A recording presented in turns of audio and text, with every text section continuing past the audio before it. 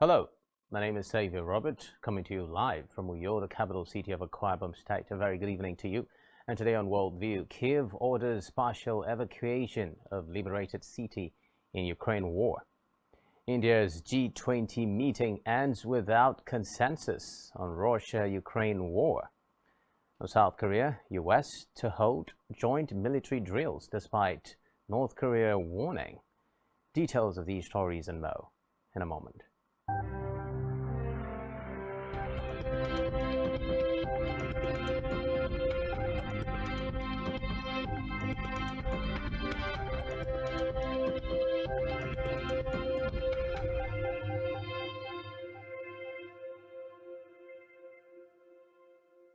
First on Worldview today, Ukraine has ordered some residents to leave Kupiansk as Russia seeks to retake the city it left last year. The Kharkiv's regional authority said families with children and people with limited mobility must leave due to constant shelling by Russian forces. Russia sieged the northeastern city early in the full-scale invasion, with Ukraine recapturing it last September. Meanwhile, Russian mercenaries say they have practically encircled the key city of Bakhmut in eastern Ukraine. Reports say the comments were made by Yevgeny Prigozhin, who heads the paramilitary Wagner group. In the meantime, Russian forces in Ukraine said Bakhmut was basically surrounded and urged Kiev to allow its troops safe passage to withdraw from the eastern city, which has been under relentless Russian bombardment for months. Yevgeny Prigozhin, the founder of the Wagner paramilitary group that has reportedly spearheaded the Russian offensive in Bakhmut, made the disclosure in a video, noting that only one road into the city remains accessible to Ukraine. Reports say Russia's recent gains around the city have raised a dilemma for Ukraine's political and military leadership. Meanwhile, Alexei Danilov, the head of Ukraine's National Security and Defense Council, says Russia was losing 7 soldiers for every 1 Ukrainian soldier killed in defense of the city. In India, a meeting of foreign ministers from the group of 20 G20 leading economies ended without a joint declaration in the Indian capital due to widening differences of opinion on the Russia-Ukraine war. It was for the second time in a week that the bloc under the presidency of India failed to come up with a collective document after G20 finance ministers similarly ended their meeting over the weekend in the southern Indian city of Bengaluru in the run-up to the leaders' summit later this year. At the end of the 2-day gathering in the Indian capital, Indian Foreign Minister Subramanyam Jaishankar told reporters that the host country did not release a joint communique because there were issues. Away from that, Russia's ambassador to the United Kingdom has denied that Moscow's forces committed atrocities in Ukraine, blaming instead the West for the destruction of the country, and in particular the UK for promising to provide Kiev with long-range weapons. A Russian ambassador, Andrei Kelin, also said long-range weapons were a threat to Russians and people in the pro-Russian territory in Ukraine, which required Russia's forces to push deeper into Ukraine to protect civilians from the extended range of Western weaponry, particularly those promised by London. Meanwhile, Kelin bluntly denied that Russian forces were guilty of atrocities, including the murder of civilians and rape committed in Ukraine's Bucha, Irpin and Mariupol. Reports say more than 1,000 bodies of civilians were discovered in the Bucha region after Russian forces withdrew from the area in late March 2022. In a separate development, South Korea and the United States will press ahead with large-scale military drills later this month, despite North Korea threatening to take unprecedentedly strong action against such exercises. The South Korean and U.S. militaries will conduct military exercises from March 13 to 23 to strengthen their combined defensive capabilities. The exercises mark the longest edition of the exercises dubbed Freedom Shield, which, according to South Korea's news agency, will involve a joint computer simulation command post exercise that runs concurrently with a field training exercise called Warrior Shield. Meanwhile, previous joint military exercises have drawn sharp reactions from North Korea, including missile launches and nuclear threats, and it is likely that Pyongyang will respond to Freedom Shield with provocative missile tests and belligerent rhetoric. North Korea is opposed to such drills, which it says are rehearsals for invasion by the US and its allies in Seoul. Elsewhere, more than half of the world's population will be overweight or obese by 2035 without significant action. The World Obesity Federation's 2023 Atlas predicts that 51% of the world, or more than 4 billion people, will be obese or overweight within the next 12 years. Of those, nearly 2 million, or 1 in 4 people, will have obesity. Now, rates of obesity are rising particularly quickly among children and in lower-income countries, the report found. Describing the data as a clear warning, Louise Barr, president of the World Obesity Federation, said policymakers needed to act now to prevent the situation from worsening. The report found that childhood obesity could more than double from 2020 levels to 208 million boys and 175 million girls by 2035. Well, Nicaragua's government has committed serious and systematic violations which amount to crimes against humanity. This is according to a United Nations-appointed team of human rights experts, now calling for international sanctions against the government. The three-person body said the government has committed and continues to commit acts of torture, extrajudicial executions, and arbitrary detention since 2018. It names President Daniel Ortega and Vice President Rosario Murillo, who is his wife, as participants in the violations and calls for international legal action and sanctions against those involved. Rohingya refugees in Bangladesh say they are struggling to survive after the United Nations slashed their food aid due to a massive funding gap. Reports say after a $125 million donation shortfall, monthly food vouchers were cut from $12 to $10 per person starting in March, warning further cuts were imminent without an immediate cash injection.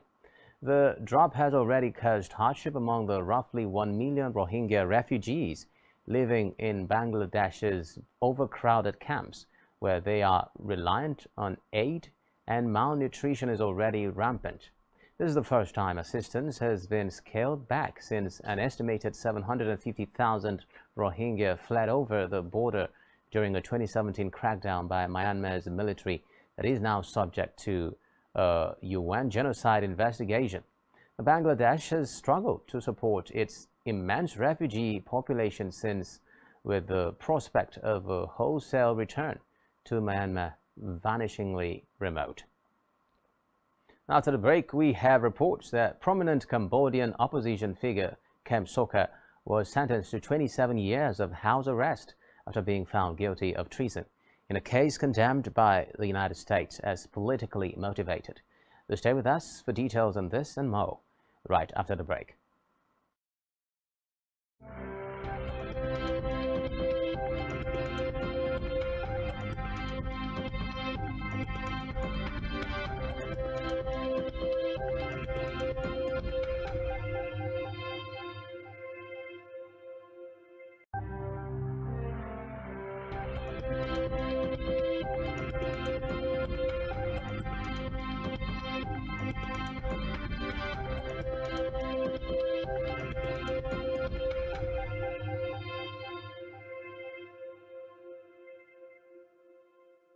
Many thanks for staying tuned. Now, Israeli forces have shot dead a 15-year-old Palestinian in the occupied West Bank. This, according to a Palestinian official. Ahmed Enaya, the mayor of the West Bank town of Azon, said an Israeli military vehicle drove into town late on Thursday, and when teens hurled rocks at the car, soldiers responded with live fire. The Palestinian Ministry of Health said Mohammed Nadal Salem was killed by bullets in the backfired at him by the occupation Israeli soldiers. 2 others were wounded, including a child who is in critical condition. The ministry added without giving their ages. The Israeli military said in a statement that soldiers shot at suspects who had hurled explosives at forces while they were conducting a search in the area for people who launched fireworks at Israeli vehicles passing near our zone. It said it was aware of reports of people being wounded, but did not confirm any Palestinian deaths.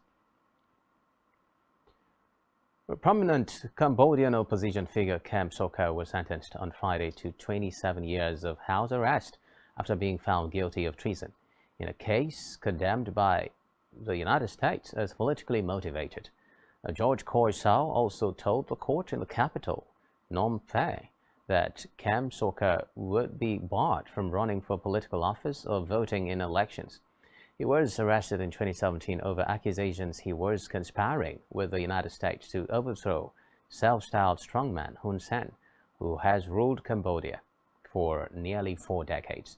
Kem Sokha, who headed the now disbanded Cambodia National Rescue Party CNRP, had denied the charges, and Washington dismissed the allegations as fabricated conspiracy theories.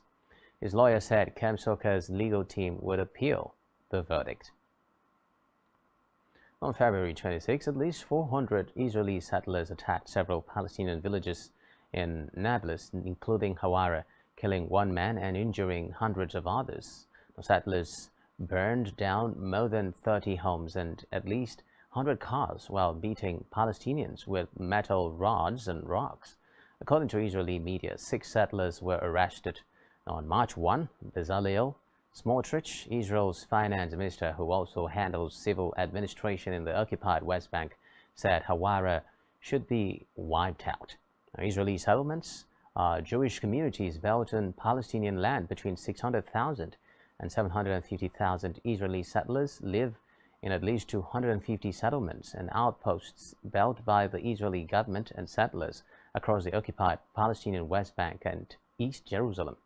This is equivalent to roughly 11% of the total Jewish Israeli population. They live beyond the internationally recognized borders of their state on Palestinian land that Israel militarily occupied in 1967 and continues to do so until today. The settlers also lived in the besieged Gaza Strip until 2005, when they were evacuated. A woman in the southern Indian state of Kerala who suffered through years of excruciating pain because of a botched surgery says she is still waiting for the doctors responsible to be punished. Now, the BBC's Imran Qureshi talks to her about her ongoing fight for justice. KK Harshina, aged 31, says she lived with unbearable pain in her stomach for years. That is until a scan last year showed that a pair of forceps had been left inside her body during a surgery. A mother of 3, Hashina underwent cesarean operations, also known as C-section, for each of their births. She got 2 of these at a government hospital in Kozhikode's Thamarassery town in 2012 and 2016. Her last surgery was a C-section at the Government Medical College Hospital in Kozhikode district in 2017 for the birth of her son. Hashina says it was only after this procedure that she started getting stomach pain. The Pacific nation of Vanuatu has declared a state of emergency as it reels from an earthquake and 2 cyclones in as many days. The 6.5 magnitude quake struck on Friday, a day after Category 4 cyclone Julie swept through the islands. The storm caused widespread damage and flooding across the country. No casualties have been reported yet, but a Category 3 storm, Cyclone Kevin, arrived on Friday, bringing destructive winds of up to 130 km.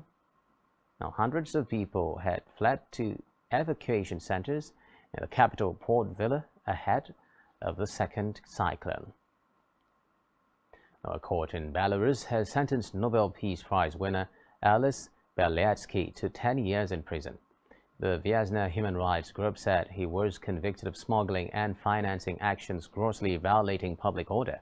The supporters of Bialiatski aged 60, say the authoritarian regime of Belarusian leader Alexander Lukashenko is trying to silence him. Bialyatsky was one of 3 winners of the 2022 Nobel Peace Prize. He was arrested in 2021 following massive street protests over widely disputed elections the previous year and accused of smuggling cash into Belarus to fund opposition activity. Demonstrators were met with police brutality, and Lukashenko critics were regularly arrested and jailed during the demonstrations, which started in 2020. Bialyatsky was in court alongside 2 fellow campaigners, Valentin Stefanovich and Vladimir Lebkovich.